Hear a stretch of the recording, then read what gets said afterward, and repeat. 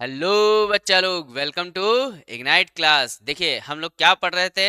हम लोग law of motion के इम्पोर्टेंट पीवाईक्यू और पीवाईक्यू रिलेटेड क्वेश्चन कर रहे थे। हम important PYQ and PYQ related question कर रहे थे। ये चैप्टर मैं बार बार कह रहा हूँ कि ये चैप्टर बहुत इंपॉर्टेंट है। आप जो भी पेपर देंगे, जिसमें भी साइंस आएगा, जिसमें भी साइंस आएगा, फिजिक्स आएगा, उस पेपर में इस चैप्टर का बहुत महत्व होगा। चाहे कॉम्पिटिटिव एग्जाम हो, चाहे जेई हो, चाहे नीट हो, चाहे बोर्ड हो, एनी वन एग्जाम, अगर साइंस है तो इसमें इस चैप्टर का महत्व है। क्योंकि इस चैप्टर से जो इसका एप्लीकेशन है वो बहुत ही हाई एप्लीकेशन पे भी ये वर्क करता है।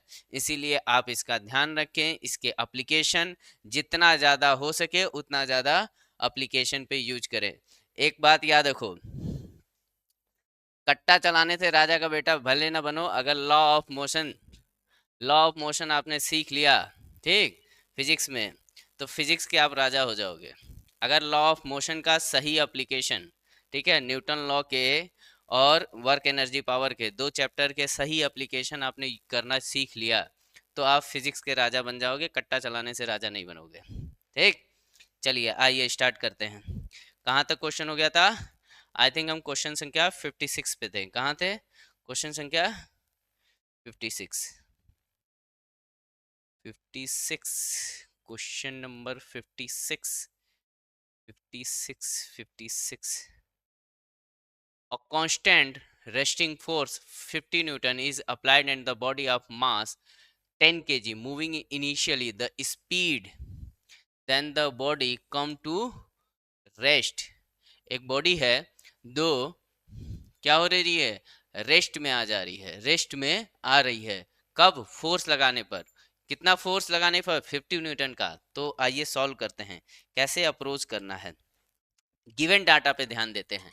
गिवन डाटा क्या क्या है आपके पास?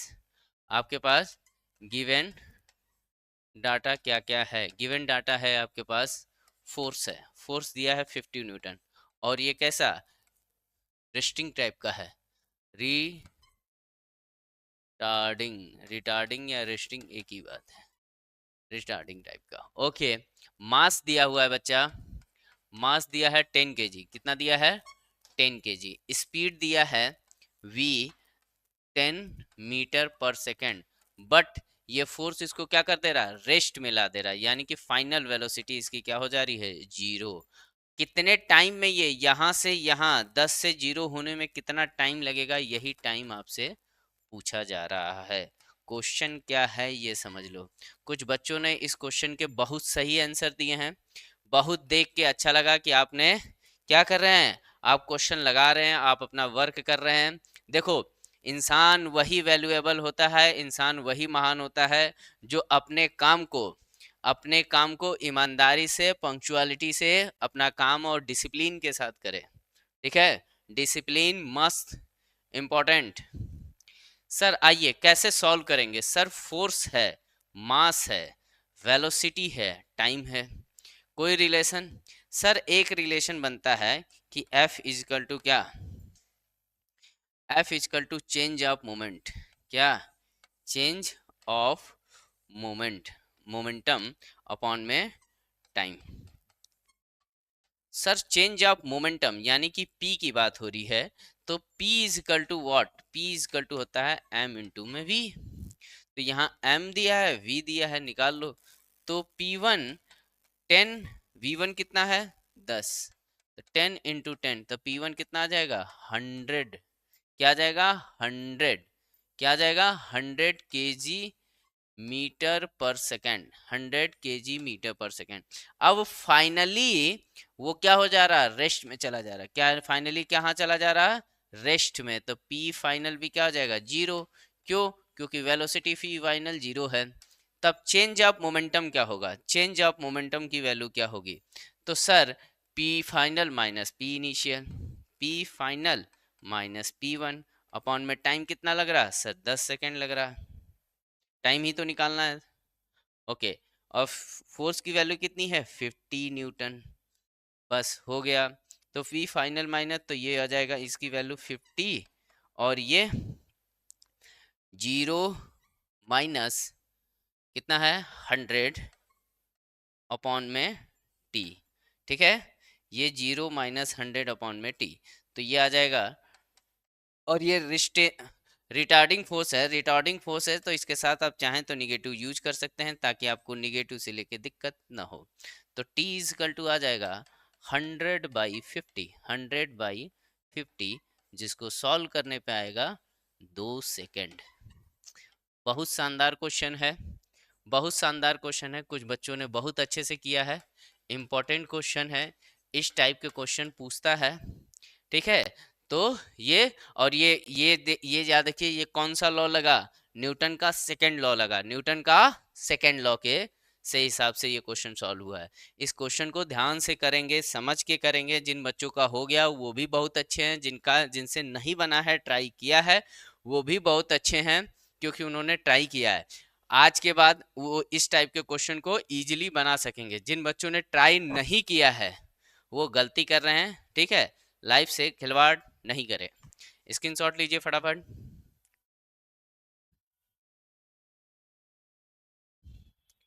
चलो नेक्स्ट क्वेश्चन, और ये भी इंपॉर्टेंट क्वेश्चन है। क्यों इंपॉर्टेंट है? क्योंकि ये कॉन्सेप्चुअल क्वेश्चन है, सब कॉन्सेप्ट बेस है।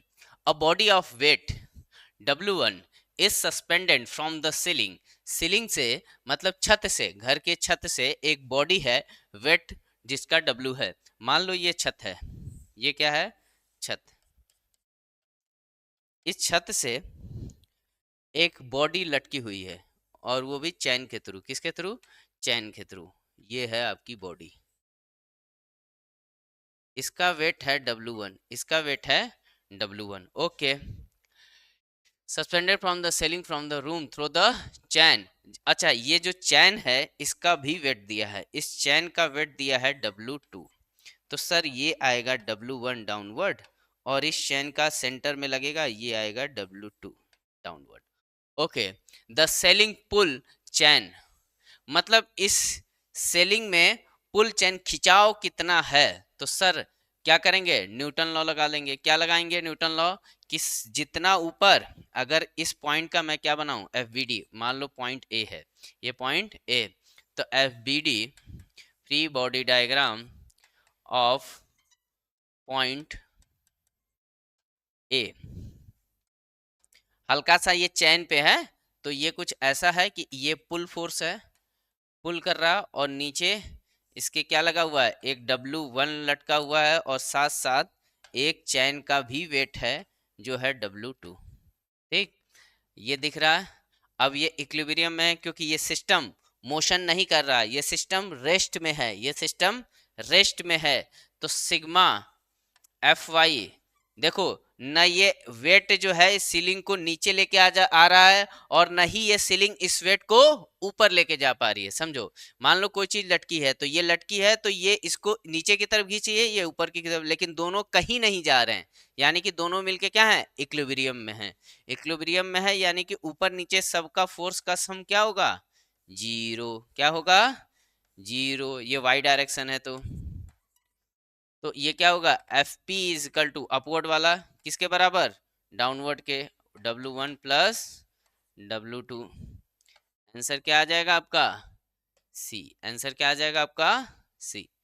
आप स्क्रीनशॉट ले लीजिए, इंपॉर्टेंट क्वेश्चन है, समझने के लिए बहुत अच्छा क्वेश्चन है, आप देख सकते हैं। स्क्रीनशॉट लें फटाफट।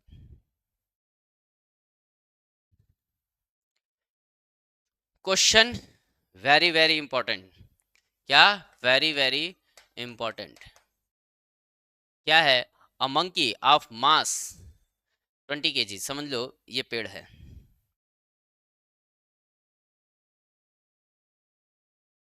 ये पेड़ है, और इस पेड़ से एक डाल लटकी हुई है, एक डाल है ये पेड़ की। मजाक मत उड़ाओ यार मेरे, ये डाल है ऐसे ऐसे, इस डाल पे एक मंकी लटका हुआ है। कौन लटका है? मंकी। मंकी कैसे बनेगा? ये मंकी लटका हुआ है, इस मंकी का जो वेट है गिवन डाटा में, गिवन डाटा, गिवन डाटा, तो वेट ऑफ या मास ऑफ मंकी कितना दिया है? Mass of monkey is equal to दिया है 20 kg, कितना दिया है 20 kg, okay. And vertical rope holding a monkey of mass 20 kg holding a vertical rope, the rope will be not break, ये रोप ये रस्सी नहीं टूटेगी, break when the mass of 25 kg is suspended, अगर इस पे 25 kg का वेट लगा दे तब भी ये नहीं टूटेगा। समझो, इस पेड़ को, इस पेड़ में एक रस्सी बंधी है, क्या बनी है, रस्सी, इस पेड़ में एक रस्सी बंधी है और रस्सी पे कौन लटका है, मंकी लटका है। मान लो ये मंकी है, क्या है ये, मंकी, ये है मंकी। भाई डायग्राम का मजाक मत उड़ाना, ठीक है, मेरा डायग्राम ऐसे ही चलता है। तो ये मंकी है सर, ये मंकी का वेट जो है वो डाउनवर्ड लग रहा है। अब ये रोप जो है मैक्सिमम मैक्सिमम रोक सकती है कितना, 25 kg का, 25 kg का। तो न्यूटन में ये कितना होगा, 25 इंटू में जी, क्योंकि F इजिकल टू क्या होता है, mg, F is equal to mg, F is equal to क्या, mg। तो F इजिकल टू mg, तो मैक्सिमम कितना रोक सकता है ये, maximum F max is equal to 25 into में g की वैल्यू अगर 10 ले ले तो कितना, 250 रोक सकता है वो, कितना रोक सकता है, 250। और अभी लग कितना रहा है, अभी लग रहा है जब ये लटका हुआ है तो इसका वेट क्या आएगा, mg। तो वेट कितना है इसका, 20 इंटू में 10, तो ये कितना आ जाएगा, 200 क्या आ जाएगा, 200 न्यूटन, क्या आएगा, 200 न्यूटन। 200 न्यूटन अभी मंकी क्या कर रहा है, इस रोप पे अप्लाई कर रहा है। क्वेश्चन को बहुत आराम से समझेंगे, क्वेश्चन थोड़ा सा पेनिकल है, थोड़ा सा हैवी है। समझो, एक रस्सी है जिसपे अगर 25 kg का मास लटका दो तो वो ब्रेक नहीं होगा, लेकिन उसके बाद वो ब्रेक कर जाएगा। मतलब 25.01 अगर मास लटका तो ब्रेक हो जाएगा। तो सर 25 kg का मतलब क्या, तो न्यूटन में बदल दिया, कितना आया, 250 न्यूटन। अगर 250 न्यूटन से ज्यादा उस रस्सी पे, ये रस्सी है, इस पे अगर मैं 250 न्यूटन से ज्यादा का लोड अगर दे दूं या फोर्स से इसको घींच दूं तो रस्सी क्या कर जाएगी, ब्रेक कर जाएगी, क्या कर जाएगी, ब्रेक कर जाएगी। अब मंकी उसी रस्सी पे लटका है, अब मंकी लटका हुआ है तो उसका 200 न्यूटन का है। जब वो लटका है, सिर्फ लटका हुआ है, रेस्ट में लटका हुआ है, तो 200 न्यूटन लगा रहा है।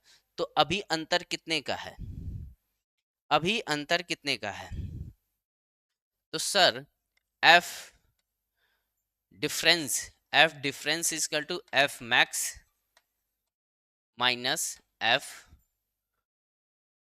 मंकी के द्वारा लगने वाला।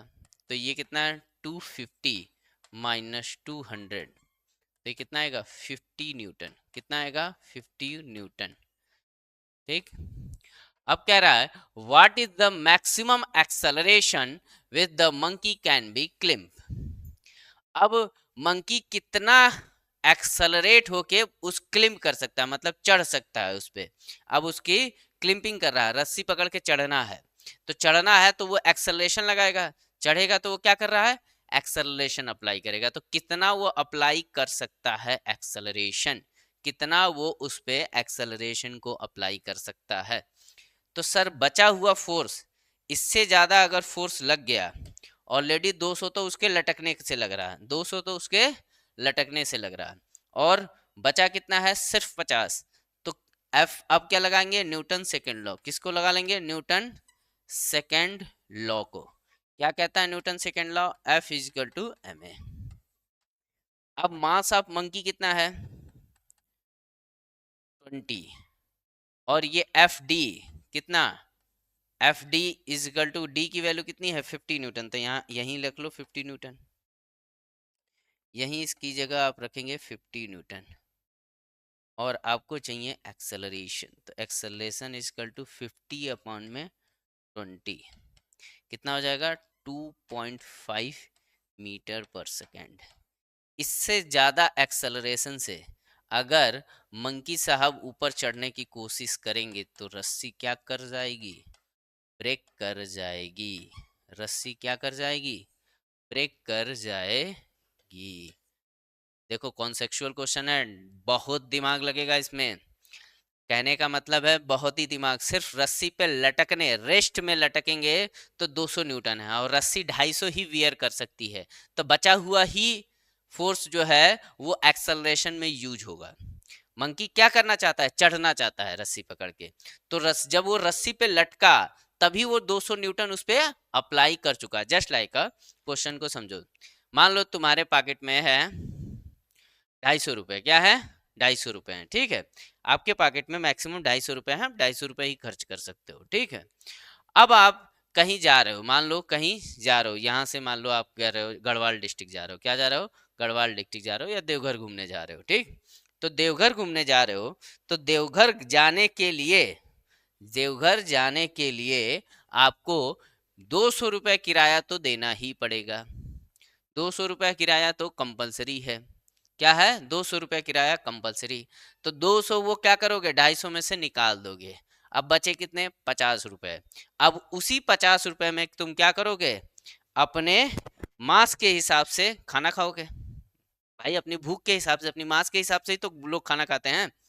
तो वही 50 रुपए, उसी 50 न्यूटन में मंकी क्या करेगा, ऊपर चढ़ने की कोशिश करेगा। उसी 50 रुपए में मंकी क्या करेगा, ऊपर चढ़ने की कोशिश करेगा। आई होप ये क्वेश्चन आपको बहुत ही बढ़िया से समझ में आया। एक बार से 2 बार इस वीडियो को जरूर देखेंगे, बहुत इंपॉर्टेंट क्वेश्चन है, ठीक है। चलिए, मैं कुछ बेहतरीन क्वेश्चन आपके लिए बोला था कि मैं बेहतरीन क्वेश्चन भी आपको लाऊंगा ताकि आपके कॉन्सेप्ट क्लियर हों, ठीक। स्क्रीनशॉट ले लो फटाफट। चलो, a motorcycle is travelling on a curve track. एक कर्व ट्रैक है, समझ लो कुछ ऐसा है ट्रैक, ठीक है। इस कर्व ट्रैक पे मोटरसाइकिल टर्न कर रही है, जिसका रेडियस है 500। आर इजकल टू है 500 metre. R is equal to 500 metre. Coefficient of friction mu की वैल्यू दी गई है 0.5। कितना दी गई है, 0.5। The speed avoiding of skidding. Sir मान लो ये मोटरसाइकिल है, ये क्या है, मोटरसाइकिल, ठीक। तो ये मोटरसाइकिल है, तो मोटरसाइकिल का जो mg होगा वो इधर को होगा, डाउनवर्ड mg इधर, और ये रिएक्शन फोर्स होगा तो n इधर, क्योंकि सरफेस तो ऐसी है, सरफेस ऐसी है, ऐसी सरफेस है। फिर से मैं डायग्राम बना दे रहा हूं, देखो कुछ सरफेस ऐसी है, ठीक है, और ये कर्व सरफेस है। आपको समझ में आ रहा होगा कि मैं क्या कर रहा हूँ। ये ऐसे टर्न है और थोड़ी सी उठी हुई है, टर्न है और उठी हुई है, ऐसा, ठीक, ऐसा सरफेस है। तो ये टर्न, ये रेडियस, और ये हल्का सा एंगल, तो ये एंगल है थीटा, और ये यहाँ तक का रेडियस है आर। आर की वैल्यू दिया है 500 मीटर, और म्यू की वैल्यू दिया है 0.5। अब देखिए, अब मान लीजिए यहाँ पे एक बॉडी है, क्या है, एक बॉडी, मोटरसाइकिल है। सर मोटरसाइकिल का mg जो होगा, क्या, mg, वो कुछ ऐसे होगा, डाउनवर्ड, mg होगा डाउनवर्ड। और नॉर्मल रिएक्शन फोर्स कुछ ऐसा होगा, ये होगा normal reaction force. Normal reaction force हमेशा सरफेस से, कॉन्टेक्ट सरफेस से 90 डिग्री पे होता है, ओके। तो सर ये वाला जो एंगल आएगा, ये आएगा थीटा, जो ये थीटा होगा वही ये थीटा होगा। तो ये क्या होगा, ये होगा n cos थीटा, ये होगा n cos थीटा।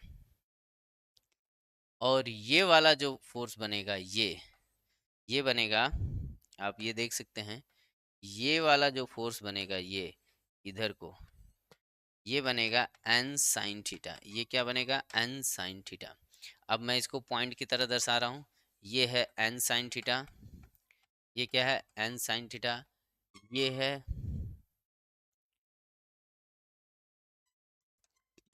n, एक सेकेंड एक गड़बड़ है गई, मैं कुछ इरेज कर दूं, इसकी डायरेक्शन गलत हो गई। इस पे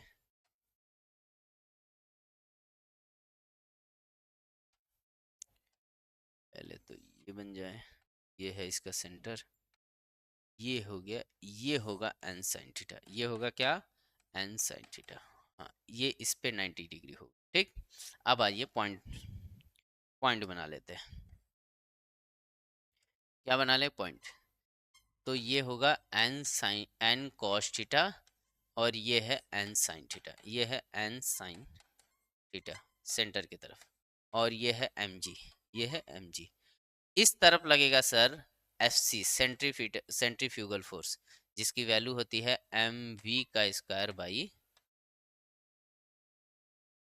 आर, ठीक है। अब क्या करेंगे, अब यूज करेंगे sigma F Y is equal to 0। तो ऊपर और नीचे में क्या है, तो एन कॉस थीटा, क्या, N cos theta is equal to M G, equation 1। और क्या लिख सकते हैं सर, सिग्मा एफ एक्स भी लिख लो, इक्विलिब्रियम में ले ले, तो ये दोनों फोर्स एक दूसरे को बराबर कर रहे हैं, तो ये होगा एम वी का square by r is equal to, या एक काम करो पहले ये 0 है, N sine theta is equal to m we का square by r, m we का स्क्वायर बाई आर। अब देखो ये आ गया इक्वेशन 2।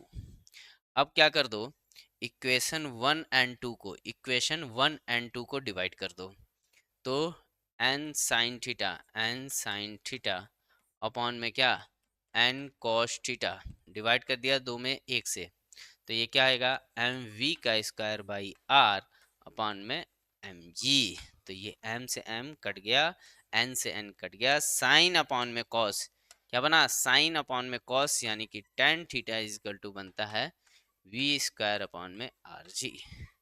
क्या बना, वी स्क्वायर अपॉन में आर जी। अब सर ये tan थीटा की वैल्यू जो होती है, ये थीटा से जो tan थीटा बनता है, यही फ्रिक्शन कोफिशिएंट भी होता है, यही फ्रिक्शन कोफिशिएंट होता है। यानी कि थोड़ा सा जगह की कमी हो गई है, कहाँ कर ले, यहाँ कर लिया जाए, थोड़ा सा देखिए यहाँ पे,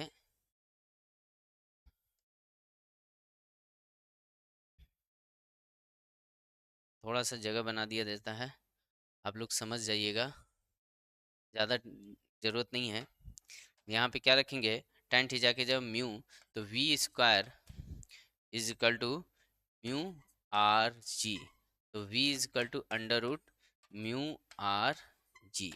ये फॉर्मूला आप याद रखिए, ये फॉर्मूला आप याद रखिए, ये फॉर्मूला आप याद रखेंगे, v is equal to under root mu R G. अब आपका आ गया नॉट स्लाइडिंग के लिए v is equal to under root mu R G, इसकी वैल्यू रखेंगे, तो यहाँ है म्यू की वैल्यू कितनी दी गई है, 0.5, 0.5 रख दें, आर की वैल्यू है 500, और g की वैल्यू ले लीजिए 10। तो इसको कट करेंगे तो ये 500 इंटू 50 यानी कि 2500, यानी कि आंसर कितना आ जाएगा, 50, सॉरी, आंसर कितना आ जाएगा, 50, 50 मीटर पर सेकेंड, आंसर आ जाएगा 50 metre per second. Important question है, बहुत ही ज़्यादा इम्पॉर्टेंट क्वेश्चन है। इस टाइप के भी क्वेश्चन आपके बोर्ड में देखने को मिलेंगे। ऑलरेडी आपकी नोट्स में इस टाइप के क्वेश्चन मैंने कराए हैं, इस टाइप के सब कॉन्सेप्ट मैंने पढ़ाए हैं, इस टाइप के क्वेश्चन भी कराए हैं। आप अपनी नोट्स खोल के देखिएगा, ज़रूर मिलेगा आपको, मोटरसाइकिल और साइकिल के केस मैंने आपको कराए हैं, ठीक है, आप समझ सकते हैं।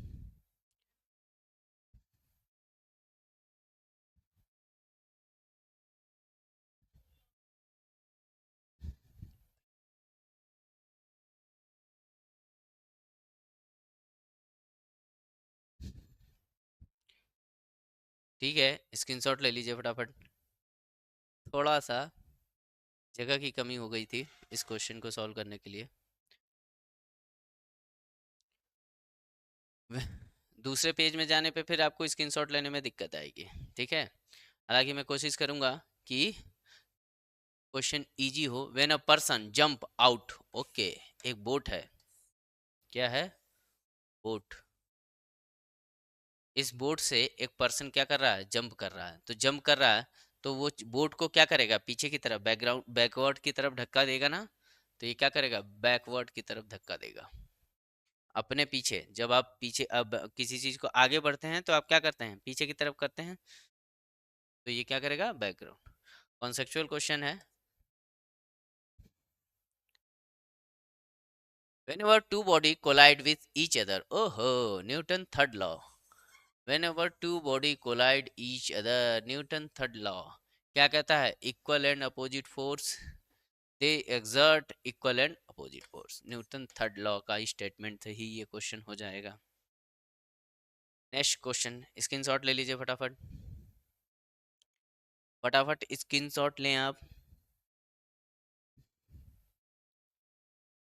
चलो next question, a constant force acting on a body of mass 5 kg, change in speed 5 metre to, देखो गिवन डाटा दिया है, स्पीड जो है 5 मीटर से 10 मीटर चेंज हो रही है, टाइम लग रहा है 10 सेकेंड, तो changing in the direction of motion the force acting, force पूछा है, मतलब गिवन डाटा क्या क्या है, गिवन, गिवन क्या क्या है सर, आपको दिया है, क्या दिया है, मास दिया हुआ है, पहली बात तो मास, मास की वैल्यू दी गई है 5 kg, ना तंग करो भैया, 5 kg, ओके। वेलोसिटी v1 दिया है 5 मीटर पर सेकेंड, v2 दिया है 10 मीटर पर सेकेंड, ओके। और ये यहाँ से यहाँ जाने में टाइम लगा रहा कितना, 10 सेकेंड का, कितना लगा रहा, 10 सेकेंड का, यहाँ 1 सेकेंड, टाइम कितना लगा रहा सर, t इजकल टू ले रहा है 10 second, t is equal to 10 second, तो फोर्स आपसे पूछा है, कुछ नहीं, न्यूटन सेकेंड लॉ अप्लाई कर दीजिए। न्यूटन सेकेंड लॉ करता है कि force is equal to change of momentum, change of momentum upon में क्या, टाइम, तो sir change of momentum, momentum p2 क्या है, p2 माइनस p1 अपॉन में t, p2 minus p1 is equal to mv2 minus mv1 by t, तो इसको लिख सकते हैं m को common, v2 minus v1 by t, तो सर m की वैल्यू है 5 और v2 की वैल्यू है 10 माइनस 5 बाई t, टाइम कितना है 10, तो ये कितना हो जाएगा 10, ये कितना हो जाएगा 5 में 5/10, 5 में 5/10, तो F इज इक्वल टू आ जाएगा 2.5 न्यूटन, क्या आ जाएगा 2.5 Newton, Newton second law. Screenshot ले लो, इंपॉर्टेंट क्वेश्चन है,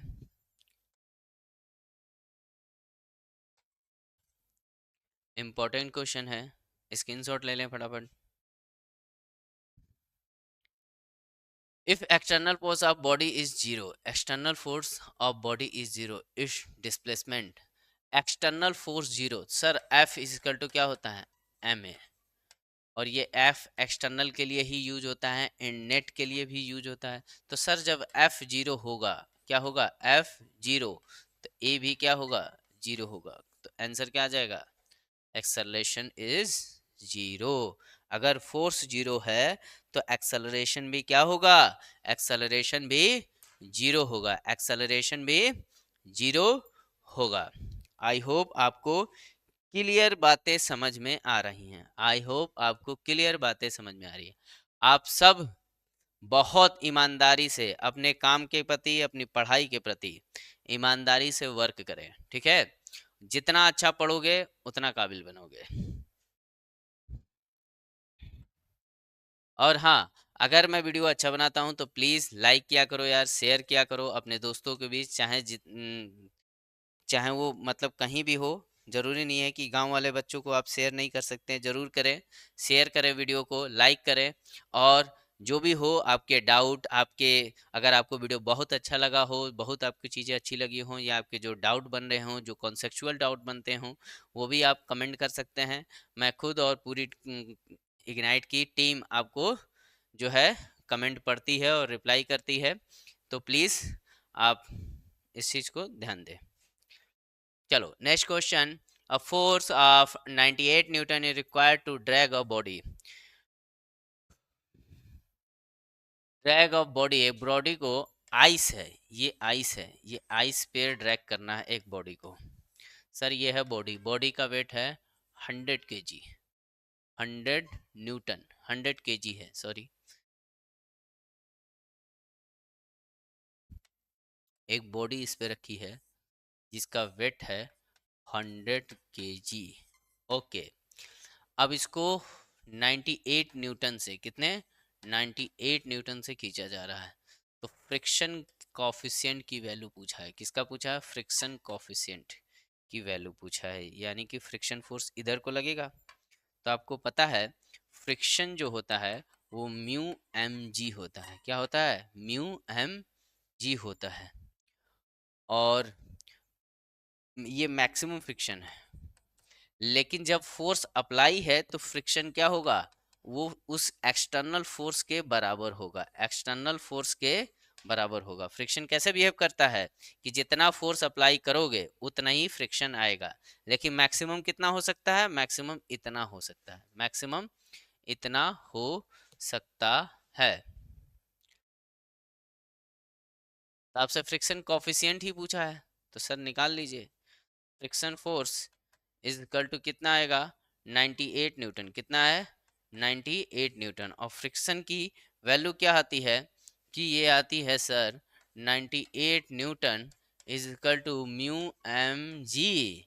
तो mu is equal to 98 upon में एम, एम कितना है 100, जी की वैल्यू 10, जी की वैल्यू 10। कुछ गड़बड़ है क्या, कुछ गड़बड़ है क्या, 98 न्यूटन, ये कुछ गड़बड़, कुछ गड़बड़। इसको 10 बना लीजिए, क्या बना लीजिए, 10। ये 10 कर लीजिए, मास को आप 10 कर लीजिए, ज़्यादा सही रहेगा। या फिर आप ये न्यूटन को एक काम कीजिए, मास को ना 10 करके आप यहाँ पर कर लीजिए 980 न्यूटन। कितना, 980 न्यूटन। प्रिंटिंग मिस्टेक है यहाँ, 980 न्यूटन। तो ये हो जाएगा ये, और ये आ जाएगी। तो mu is equal to 98 upon में कितना, 1000, तो 980 अपॉन में, तो म्यू इज इक्वल टू क्या हो जाएगा, 0.98। कितना आ जाएगा, 0.98। तो ये देखिए, ये फॉर्मूला और ये फॉर्मूला दोनों को कॉम्बिनेशन किया गया है। तो ये याद रखें, इम्पोर्टेंट क्वेश्चन है, इम्पोर्टेंट क्वेश्चन है। आई होप आपको क्लियर समझ में चीज़ें आ रही हैं। स्क्रीनशॉट लीजिए फटाफट। ये आइस है, ये आइस है, और ये वो ब्लॉक है। What is the maximum speed when the which travel on, अरे अभी तो अभी किया, अभी तो किया गया, क्या किया गया कि tan theta is equal to, अभी आया था वी स्क्वायर अपॉन में आर जी, अभी किया ना। ये देखिए, ये वाला क्वेश्चन, ये वाला क्वेश्चन, ये यहाँ पे किया ना, क्या आया, tan theta is equal to v square upon में आर जी, यही है, यही वो क्वेश्चन है। तो sir v is equal to क्या हो जाएगा, तो we square is equal to r g tan theta, तो v is equal to r g tan theta की power 1/2। Answer C, answer D, answer D. Screenshot ले लो फटाफट।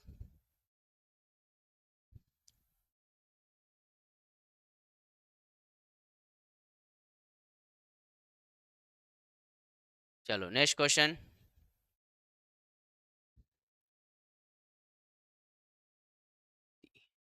अ बुलेट ऑफ मास 40 ग्राम, एक बुलेट है जिसका मास है 40 gram with the speed of 90 metre per second. देखो गिवन डाटा क्या क्या दिया है, गिवन मास दिया है, क्या दिया है, मास कितना दिया है, 40 ग्राम, कितना दिया है 40 ग्राम। स्पीड v दिया है 90 metre per second, 90 metre per second. Centre have the having wooden block and the stop after 60 seconds. मतलब वो क्या कर रहा है, समझो बात को। एक वुडन ब्लॉक है और यहाँ से ये बुलेट चली, क्या चली, ये बुलेट। और बुलेट जाने के बाद ये इसमें एंट्री कर रही है, कहाँ से, यहाँ से यहाँ तक। तो ये जो डिस्टेंस है ये है 60 सेंटीमीटर। क्या है, 60 centimetre. The average resistive force पूछा जा रहा है आपसे, एफ की वैल्यू पूछा जा रहा है, एफ की वैल्यू आपसे पूछा जा रहा है। तो सर कैसे करेंगे इस टाइप के क्वेश्चन, इफ टाइप के क्वेश्चन कैसे करेंगे।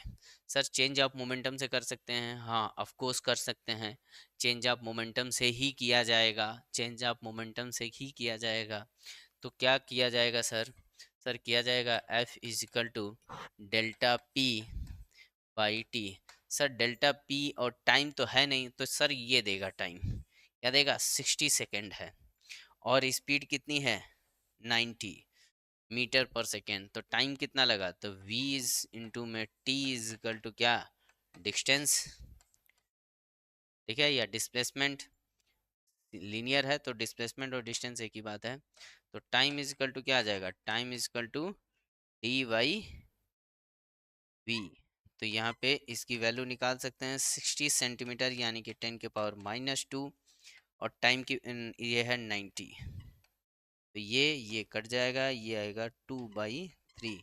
तो टाइम कितना आया आपका, टाइम आया आपका 2/3 इंटू में 10 के पावर -3 सेकेंड, सॉरी -2 सेकेंड। क्या आया, माइनस का 2 सेकेंड, माइनस का 2 सेकेंड, 10 के पावर -2 सेकेंड, ये आ गया आपका टाइम।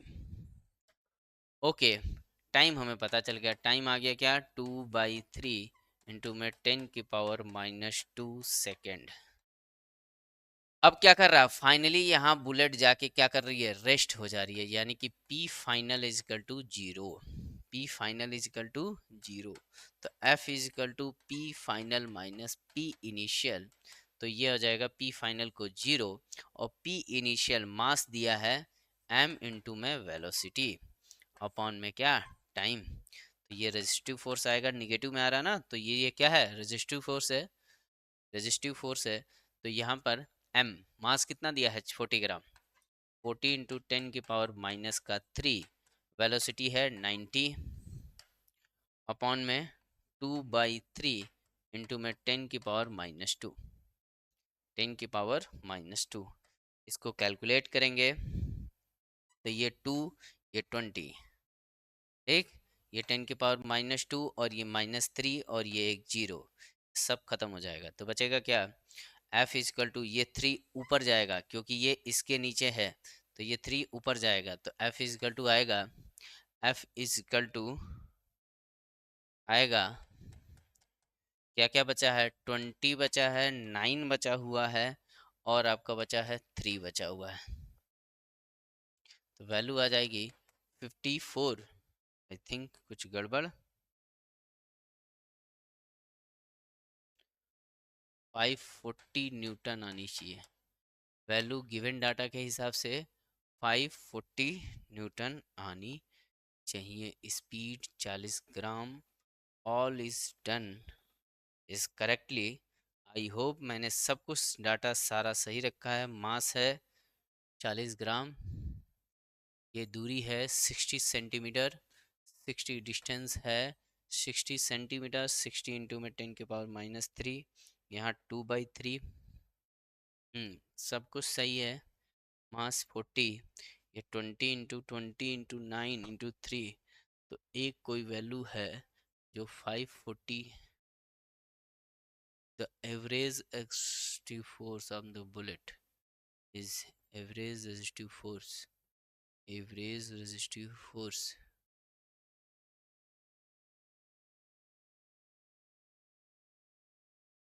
एवरेज रेजिस्टिव फोर्स, यहाँ पे एक force,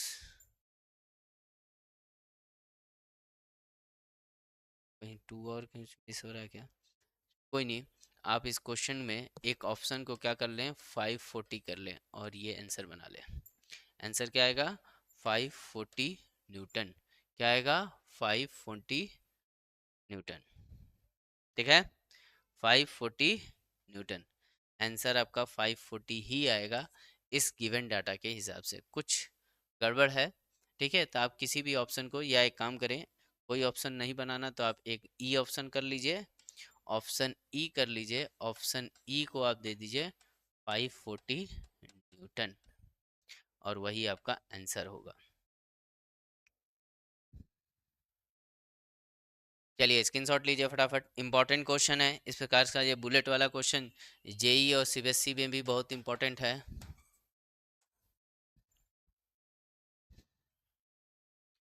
the motion of particle M, screenshot लीजिए फटाफट।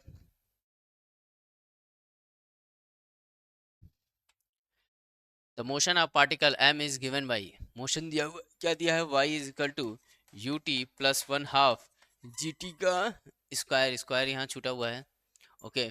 The force of the acting of particle, sir force क्या होगा, F is equal to M G, क्योंकि एक्सेलरेशन यहाँ पे क्या है, यही तो है, यहाँ पे एक्सेलरेशन ए इजकल टू जी है, तो फोर्स इजकल टू क्या होता है, एम इंटू ए, तो यहाँ पे F is equal to M G. खाली बेवकूफ़ बनाने के लिए आपको ऐसा किया हुआ है और कुछ नहीं, बेवकूफ़ बनाने के लिए ये सब लिखा हुआ है इक्वेशन फिर इक्वेशन, ताकि आप कंफ्यूज हो के, ये इक्वेशन फिर इक्वेशन लिखना बेवकूफ़ी है, खाली आपको कंफ्यूज करने के लिए लिखा है।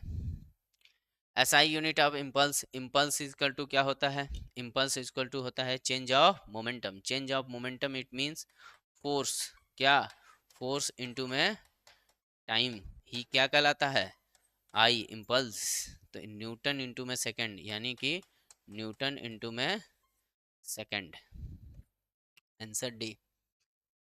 इस टाइप के क्वेश्चन खूब आते हैं आपके बोर्ड में, फेवरेट है ये। The static friction, static friction remain the same with increasing the applied force, नहीं, अप्लाइड फोर्स बढ़ने के साथ साथ स्टैटिक फ्रिक्शन, अप्लाइड फोर्स बढ़ने के साथ साथ बढ़ता है। अगर अप्लाइड फोर्स 10 न्यूटन का है तो 10 न्यूटन का फ्रिक्शन भी रहेगा, 10 न्यूटन अगर अप्लाइड है तो 10 न्यूटन फ्रिक्शन भी रहेगा। अगर 12 है तो अप्लाइड फोर्स 12 न्यूटन का है तो फ्रिक्शन भी क्या रहेगा, 12 ही रहेगा। लेकिन एक टाइम पे जाके मैक्सिमम हो जाएगा, उसके बाद आप एक्सटर्नल फोर्स बढ़ाएंगे तो भी फ्रिक्शन नहीं बढ़ेगा, तो क्या कहेंगे, increase with increase the applied force.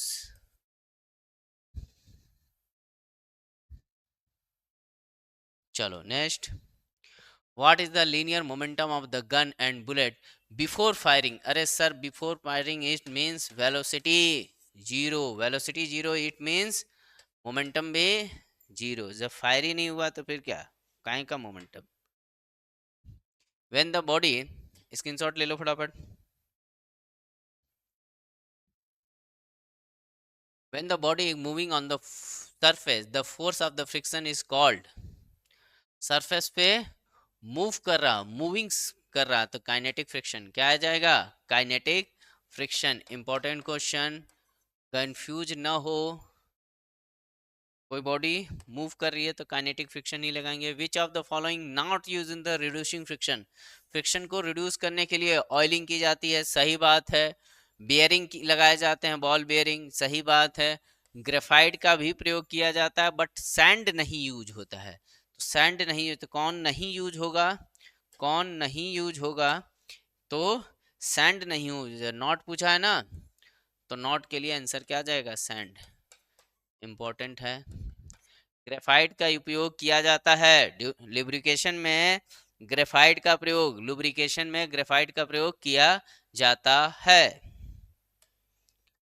Coefficient of kinetic friction is always less than, kinetic friction mu K की वैल्यू ऑलवेज लेस देन होगी म्यू एस से, ठीक, ये याद रखें, क्या होगा, less than the coefficient of static friction. Important है, कॉन्सेक्सुअल है।